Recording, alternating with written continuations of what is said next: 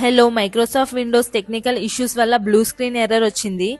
CP's laptops automatically shut down అయ్యాయి. Window 10, 11 Microsoft 365 app services లో issues వచ్చాయి. Blue screen రావడానికి రీజన్ మైక్రోసాఫ్ట్ అడ్వాన్స్డ్ సెక్యూరిటీకి క్రౌడ్ స్టిక్ అనే ఆర్గనైజేషన్ సర్వీసెస్ ఇస్తుంది.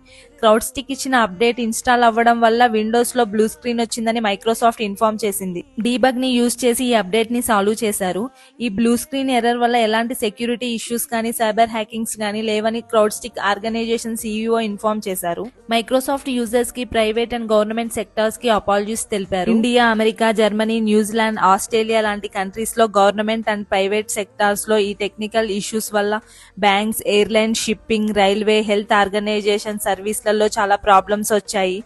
ఆస్ట్రేలియాలోని TV channels, radio channels stop అయిపోయాయి.